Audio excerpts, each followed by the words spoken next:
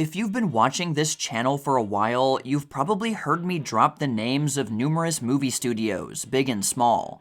But the names might just muddle together for a lot of people, without having much distinction between them. So in this video, I want to go through an overview of some of the major movie studios of the 1920s, and explain their unique features, their contributions to the industry, and their stories. It seems like most discussions of the movie industry and studios center around the so-called Golden Age of Hollywood in the 1930s and 1940s, so I want to cover the important 1920s portion of that history. Keep in mind that these are just overviews, so I tried to not spend too much time going through the minute details. This will be by no means comprehensive, but I tried to cover the bigger ones, especially since there isn't a lot written about many of the smaller ones.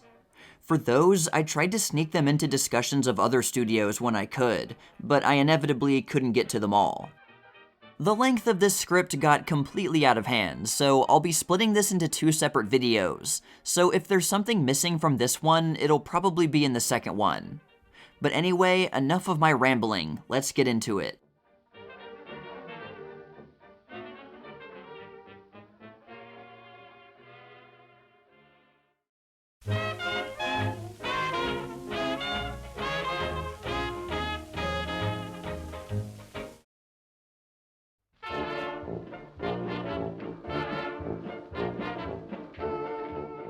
This one is kind of a hybrid of two different studios, but it'll make sense later, I promise.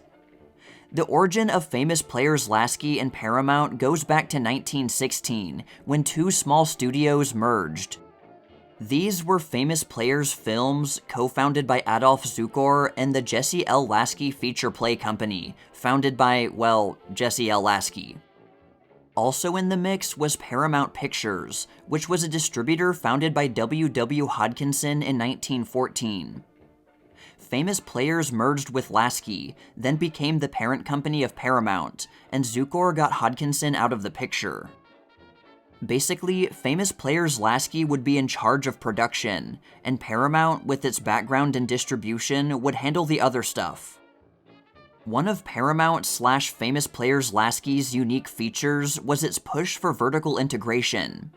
This meant combining film production, film distribution, and film exhibition all into one. In other words, one studio would make the movies, distribute them to theaters, and own or control a significant number of movie theaters. In 1919, Zukor retaliated against First National Pictures for directly resisting the rising influence of Paramount by largely keeping its movies out of its theaters, and for taking Mary Pickford away with offers of more money. Zukor began buying up theaters, thereby making Paramount fully vertically integrated. Such an aggressive business strategy was coupled with the practice of block booking. With block booking, the owners of theaters were forced to purchase a set or block of films from a movie studio, and were unable to pick specifically which movies they wanted to buy. That meant that movie studios could package bad movies with good movies, and since this was the only way for those theaters to get the good movies, they just had to put up with it. It was an all-or-nothing situation, but since the good movies were some of the best on the market, many exhibitors felt compelled to take the raw deal. So in the early 1920s, Paramount was the enemy of independent exhibitors, so much so that they collectively expressed their grievances against it at a convention in 1920. They were also angry about how Paramount bullied them in other ways. Basically, Paramount would approach independent theater owners and ask them to sell their theater to it or sign a long-term agreement. If the theater owners refused, Paramount would threaten to open up their own theater near them and put them out of business. So yeah, Zukor was probably the most aggressive and ruthless movie mogul of this period. And just for reference, Zukor made Paramount the more public name of the company, though people on the production side might have been more familiar with Famous Players-Lasky. I'll just refer to it as Paramount from now on, but just know that Famous Players-Lasky was also very much a part of it. Paramount was the big dog of the movie studios in the first half of the 1920s. It was only when MGM came along in the middle of the decade that it had to share the top spot. and because of its status as the top studio, it obviously had a lot of big hits. Some of the biggest included Dr. Jekyll and Mr. Hyde and Treasure Island in 1920, Forbidden Fruit, Miss Lulu Bett, The Affairs of Anatole and the Sheik in 1921, Blood and Sand in 1922, Hollywood, The Covered Wagon and the Ten Commandments in 1923, Manhandled, Monsieur Beaucaire and Peter Pan in 1924, and Stage Struck and The Vanishing American in 1925. If you're well versed in 1920s movies, then you probably recognized a lot of those. You also might have noticed from that list that Cecil B. DeMille made a lot of movies with Paramount, though he left in 1924 after a dispute and formed his own production company and got a new distributor. Related to that, Gloria Swanson was a frequent DeMille collaborator and was a top star at Paramount in the early 1920s. Wallace Reed, Rudolph Valentino, Thomas Meighan, Adolphe Menjou, Bebe Daniels, and Richard Dix were some of the studio's other big stars at that time. The Covered Wagon from 1923 was one of the highest-grossing silent movies of all time, and temporarily gave more prestige to the Western genre, which, although popular, was generally not considered prestigious at the time. Audiences and critics alike responded very positively to this epic portrayal of American pioneers conquering the wilderness. It continued to make the rounds long after its initial release, something reserved only for very special movies, and ended up grossing $4 million. Strangely, Paramount was connected to the worst Hollywood scandals of the 1920s. Fatty Arbuckle was working for the studio when his scandal shook the entire movie industry. Wallace Reed worked for Paramount as he struggled with a drug addiction that was enabled by the studio to get him through filming. William Desmond Taylor was working for Paramount when his murder further exacerbated the problem of Hollywood's perceived sinful image. Mary Miles Minter, also working for Paramount at the time, retired from movies after her reputation was ruined by her connection to the case. Another, less morbid problem for Paramount was when Rudolph Valentino famously feuded with it over his salary.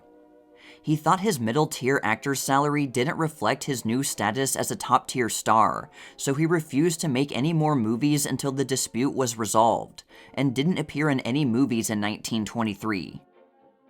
Valentino also stated that he wanted more artistic freedom in his movies. He made some more movies with Paramount after his salary was raised, but subsequent personal scandals and the studio's perception of him being a diva led Paramount to let him go over to United Artists in 1925.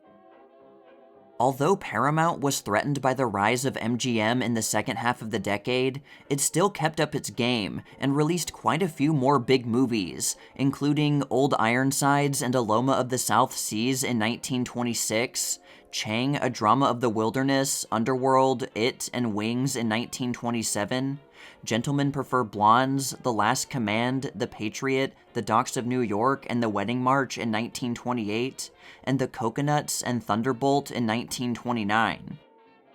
Paramount/Famous Players-Lasky officially changed its name to Paramount Players-Lasky Corporation in 1927. By far the most well-known movie made in this period was the aforementioned Wings, which was a smash at the box office, and remains one of the most well-known 1920s movies today. It starred the popular Clara Bow, and featured stunning footage that was actually shot in an airplane and simulated dogfights, rather than made in a studio.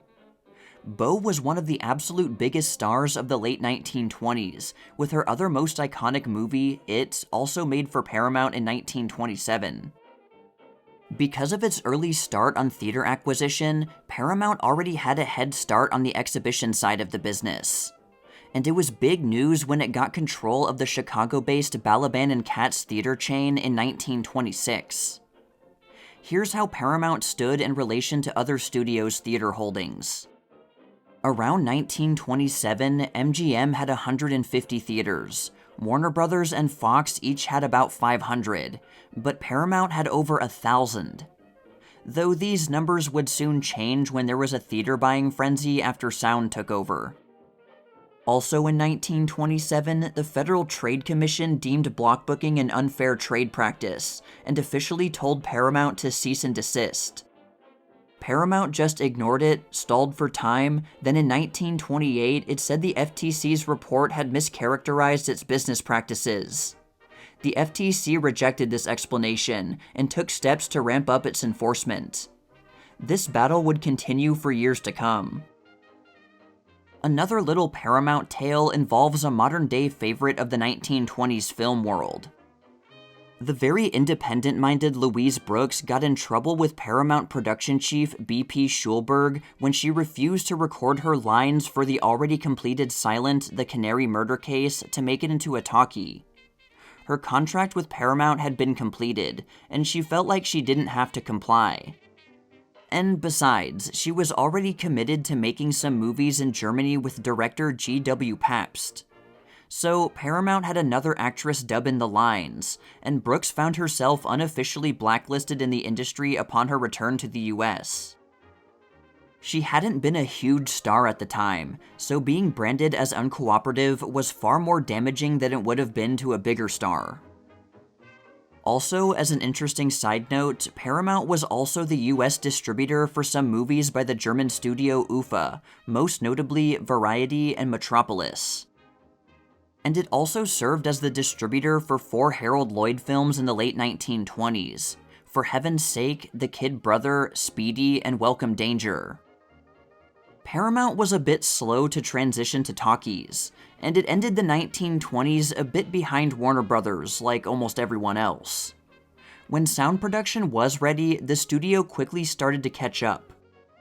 It released its first 2 sound films in the summer of 1928, its first part talkie around the same time, and its first all-talkie later that same year. It also re-released its massive hit Wings with a synchronized soundtrack. Paramount's sound musicals of 1929 didn't perform nearly as well as those of other studios. And even though it made a lot of now well-regarded movies, the growth in Paramount's profits that year wasn't as good as many of its competitors. So Paramount was still intact after the talkie debacle, though had been brought a step down in terms of its industry dominance, though it would take a massive hit during the early years of the Depression.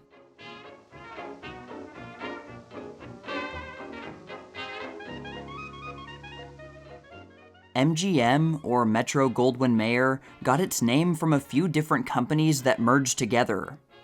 The Metro Pictures Corporation was founded in 1915 in Jacksonville, Florida, and was bought by Marcus Loew. Loew owned Loew's Theaters Incorporated, which had a huge chain of theaters. Goldwyn Pictures was founded in 1916 by Samuel Goldwyn, and was responsible for featuring a lion in its logo, which it started doing in 1917. Samuel Goldwyn was ousted from the company in 1922, and the next year, Marcus Loew got wind of this possible acquisition, and he bought Goldwyn Pictures in 1924. Lastly, Louis B. Mayer Pictures was founded in 1918 by, of course, Louis B. Mayer, and was also bought by Marcus Loew in 1924. The exact structure of this was that Metro and Goldwyn merged and then were bought by Loew's. Then Mayer's company was merged into it, with Loew's being the parent company. Also included in the merger was Cosmopolitan Pictures, the production company William Randolph Hearst made for his mistress, actress Marion Davies. Goldwyn had been its distributor, and now MGM became its distributor. This also gave MGM access to Hearst's publishing empire, and a means of advertising their movies in his many publications. Loew's, the parent company, based in New York, would control contracts and budgets, while the Hollywood elements would control production, though these two centers of power within the company would sometimes butt heads. The newly formed MGM celebrated its merger with a ceremony on April 26, 1924 at the former Goldwyn studio in Culver City. Among MGM's early hits was He Who Gets Slapped in 1924, with Lon Chaney in the lead role. This was actually the first official release by MGM. But 1925 was a massive year for the new studio. That year, it released both Ben-Hur and The Big Parade, both of them among the highest-grossing movies of the entire decade, though Ben-Hur wasn't actually very profitable due to its enormous production costs. Then there was also The Unholy Three and The Merry Widow that same year, along with Tell It to the Marines and Flesh and the Devil in 1926, Love and the Student Prince in Old Heidelberg in 1927, The Trail of 98, Laugh Clown Laugh, Our Dancing Daughters, The Viking, and White Shadows in the South Seas in 1928, and Dynamite in 1929. It also distributed a number of Buster Keaton movies, including one of the most successful ones of his career, The Navigator. MGM had really big star power as well.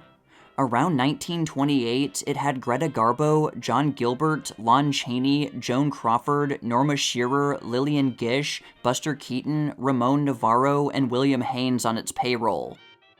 It also had director King Vidor, who included among his 1920s MGM credits The Big Parade, The Crowd, Show People, and Hallelujah.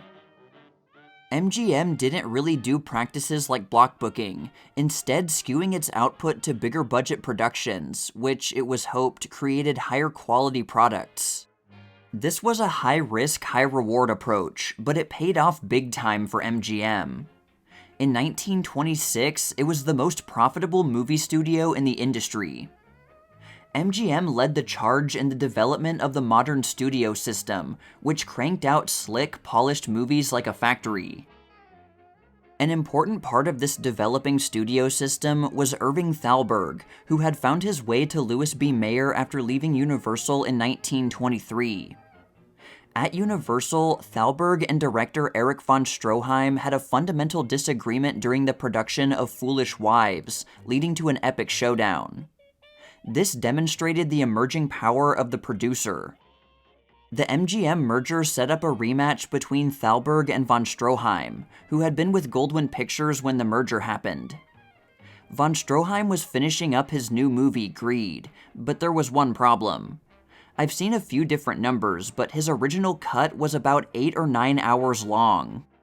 6 hours had been too long for Thalberg for Foolish Wives, so 8 hours was absolutely out of the question. After all, how many theaters would be willing to show an 8-hour movie? And how many people would actually want to sit through the whole thing? It simply wasn't profitable. While film historians mourn the loss of von Stroheim's original cut, it does make sense why it wasn't released in that form. Von Stroheim cut it down to about 4 hours, but then Thalberg had it cut down to 2 hours. This would have been in line with Mayer's opinion as well. Greed was a massive box office flop. A lot of this was due to it not having big stars attached to it, and the fact that it was very edgy for the time. And so much cut footage probably prevented the story from being more coherent. Another part of MGM's studio system was making successful on-screen pairings, something it would continue to do successfully for the next few decades. One of the most successful pairings of actors in the 1920s came from MGM, John Gilbert and Greta Garbo, a pair that has become a thing of legend. Though the studio system proved stifling for some, perhaps most famously Buster Keaton, whose creativity was not very valued when he moved to MGM in 1928. His first MGM movie, The Cameraman, was up to his usual standard, but then MGM started asserting more control over him. They took away his team, didn't want him to improvise as he had usually done, and really didn't want him performing the dangerous stunts he loved doing so much in order to protect its assets. Lillian Gish also didn't turn out as MGM had hoped. Signed by Nicholas Skank, Gish was given the authority of final approval over stories and casting for her movies. She was a serious actress, and didn't necessarily consider what the public wanted like Mayer did. She wanted to make art. And she seemed to gravitate towards stories that were bleak or depressing, which went against Mayer's general policy of having happy endings in MGM movies. Often considered a masterpiece now, her movie The Wind lost money when it was released in 1928. Part of this was that The Wind was released during the rise of talkies. But Mayer also generally was in tune with what audiences wanted from movie plots, and they didn't want what the wind offered. After Marcus Lowe died in 1927, Nicholas Skank took over as president for Lowe's Incorporated, and he and Mayer did not get along. Some other MGM employees also didn't get along with Mayer, such as Marshall Nealon, the director, and actor John Gilbert. MGM struggled a bit in 1928 as it was being left in the dust as talkies quickly took over the entire industry. Skank was finally convinced to make the change after his exhibitors started panicking over decreasing theater attendance in favor of theaters wired for sound. When MGM finally did start to catch up with the other studios, it came out with two of the highest-grossing musicals of 1929, The Broadway Melody and The Hollywood Review of 1929. It also released one of the last big studio movies with no audible dialogue, The Kiss, starring Greta Garbo, which was released in November 1929, and did pretty well, actually. Though by that time, pretty much every movie in production in Hollywood was a full talkie. And interestingly, MGM's head soundman was Douglas Shearer, the older brother of actress Norma Shearer. Already an MGM employee, he had been interested in the new technology, and ended up being a great asset to the studio during that crucial time. Because of MGM's efficient studio system and the effective formula of its movies and style, it's the studio most associated with the glamour of 1930s Hollywood, but this can also be seen by the late 1920s. As the decade wound to a close, the relationship between Mayer and Thalberg had become strained. Mayer had regarded Thalberg almost like a son, but as Thalberg's power had increased and kept increasing, he started to see him more and more as a threat. Thalberg thought he was doing much of the legwork, while Mayer was more hands-off and disconnected from the company than he used to be. This strain would set the stage for a dramatic break later on in the next decade.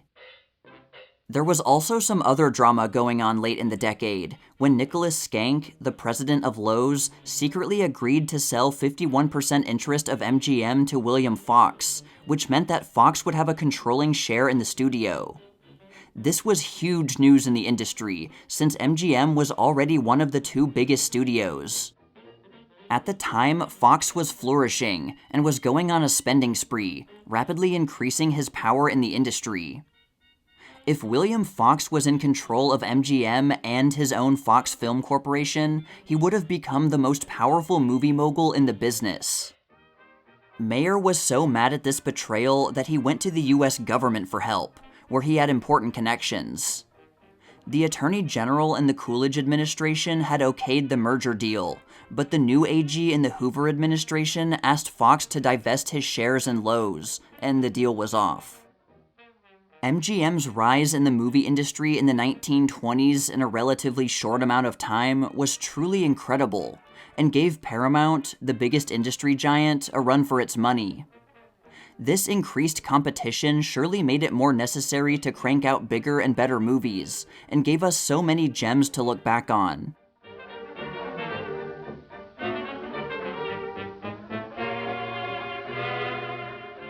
One of the most unique movie studios in the 1920s was United Artists, which, unlike most of the other studios, was founded in 1919 by Hollywood creatives, actress Mary Pickford, actor Douglas Fairbanks, actor and filmmaker Charlie Chaplin, and director D.W. Griffith, all as equal partners.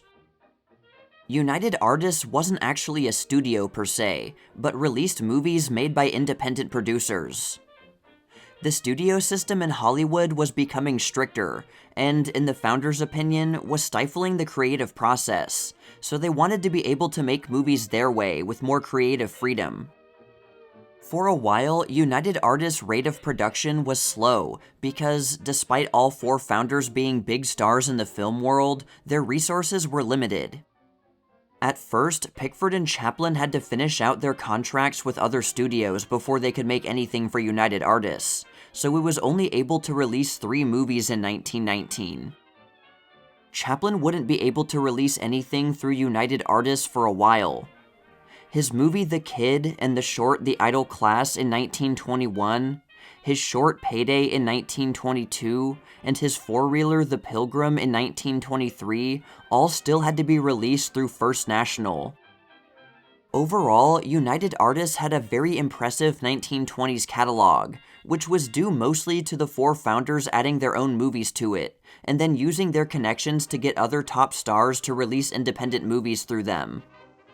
This included Mary Pickford movies like Pollyanna from 1920, Tess of the Storm Country from 1922, and Little Annie Rooney from 1925.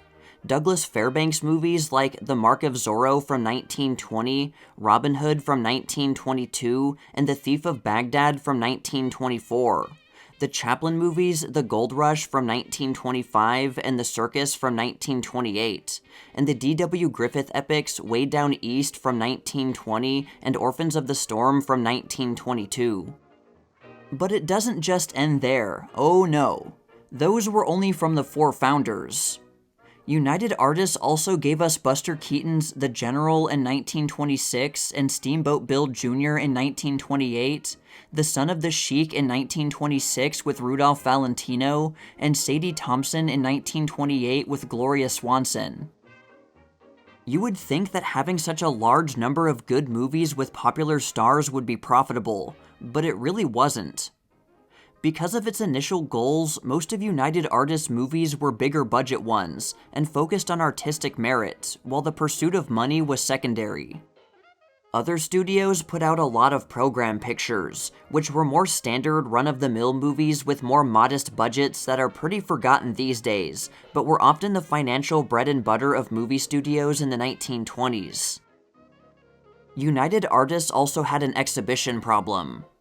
It didn't own very many theaters in the first half of the 1920s, and other studios were starting to buy or make agreements with theaters to play their movies. This resulted in United Artists movies being sent out to more second-rate theaters rather than the big first-run theaters. This is important because these big first-run theaters often accounted for a big portion of a movie's grosses. United Artists struggled with its finances for a long time. It couldn't get bank loans at first because it didn't yet have a profit record or any tangible way for them to prove that they were a profitable company that would be able to pay back a big loan. Though once it got some movies out there, it was finally able to get some loans after the huge success of Way Down East in 1920. United Artists was still way behind the other big studios in terms of output. 1923 and 1924 were a low point, where it only released 9 movies in that 2-year span, and that included quite a few box office disappointments.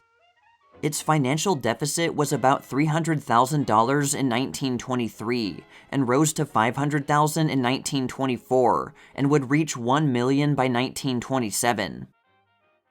But then Joseph Schenck was brought in as president in the mid-1920s, and United Artists had some big movies in 1925 that gave it an added boost. Schenck was able to reorganize the company, though it took some time for United Artists to really see those changes. Because he had family connections to other stars, Schenck also brought along his wife, Norma Talmadge, her sister Constance, and their sister Natalie's husband, Buster Keaton. Schenck then scooped up Rudolph Valentino after he had fulfilled his contract for Paramount, though he only made 2 movies for United Artists before his death in 1926. The second one, The Son of the Sheik, was a sequel to his famous 1921 movie, The Sheik, and it looked as if a career revival was in the works until his death sent that to a screeching halt. Schenck also brought on Gloria Swanson as a partner, and also producer Samuel Goldwyn. These additions and others helped ease United Artists' constant problem of not having enough movie output. And in 1926, it started buying more into theaters to solve its exhibition problem. Chaplin only contributed 3 movies to the company in the 1920s. The first one, A Woman of Paris, was released in 1923, 4 years after the start of United Artists, and it wasn't all that successful. This was largely due to him only making it, not actually being in it aside from a cameo. His other 2 movies, The Gold Rush and The Circus, were very successful, but were separated by 3 years. Being successful and consistent was key, and Fairbanks did a pretty good job with that, cranking out roughly a movie a year and generally clearing $1 million in grosses for each one. Pickford did the same, though her movies, on average, were just a little bit less successful than Fairbanks's. Chaplin brought the company a lot of prestige, and was very profitable when he finally finished a movie, and Fairbanks and Pickford were good at being consistent and profitable, but some of the other independents weren't. Gloria Swanson's The Love of Sunya flopped, and then she was still affiliated with United Artists throughout the production fiasco of Queen Kelly, which is another video in itself. And while Buster Keaton was pretty well known back then, he wasn't nearly as profitable as you would think, and two of his greatest movies, which he released through United Artists, The General and Steamboat Bill Jr., were box office disappointments. In the late 1920s, Schenck and Goldwyn provided program pictures, and they were reliable moneymakers for United Artists. They may not have been as artistically inclined as some of the others in the company, but they knew how to simultaneously keep production costs in check and appeal to audiences. It was only around 1928 that Schenck's reorganization really began to affect United Artists' finances for the better. In 1927, it had been $1 million in the hole, but in 1929, it had a $1.3 million profit. Not coincidentally, its output also increased quite a bit between 1927 and 1929. But the partners in the company didn't always agree on things. For example, Chaplin vehemently opposed two separate mergers or semi-mergers with MGM and Warner Brothers that Schenck had set up. After all, the whole reason he and the others had set up United Artists in the first place was to have more creative freedom. And if a big studio controlled them, they could lose that freedom. By the end of the decade, despite finances going well, most of the original partners started to struggle. D.W. Griffith had started fading away in popularity not long after United Artists began, and he even defected over to Paramount for a while, so he stopped being an asset to the company after a short time. United Artists was able to capitalize a bit on Mary Pickford's and Douglas Fairbanks' first talkies, though a more long-term plan was still up in the air. Fairbanks didn't really want to do talkies that much, and 36-year-old Mary Pickford could no longer play the little girl characters she was known for, and didn't want to anyway. And their marriage was becoming very strained as well. But thanks to United Artists, audiences also had the rare opportunity of seeing Fairbanks and Pickford star together in a movie, though The Taming of the Shrew in 1929 is mostly only known for that novelty. Interestingly, United Artists didn't jump on the talkie musical bandwagon. I'm guessing that this was because the people at United Artists were generally more serious actors and filmmakers, and might have seen the musicals being made then as a shameless cash grab. Although it would start doing musicals in 1930, so maybe the pressure started to get to them. So yeah, United Artists was pretty interesting in its little niche in 1920s Hollywood.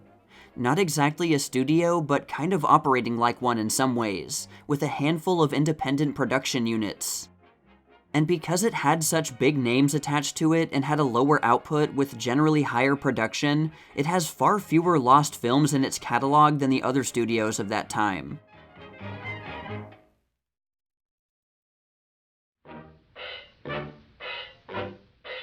Like I said at the beginning, I know this wasn't comprehensive, and I'm sure there will be some comments about how I missed something, but I hope that this video was a good introduction.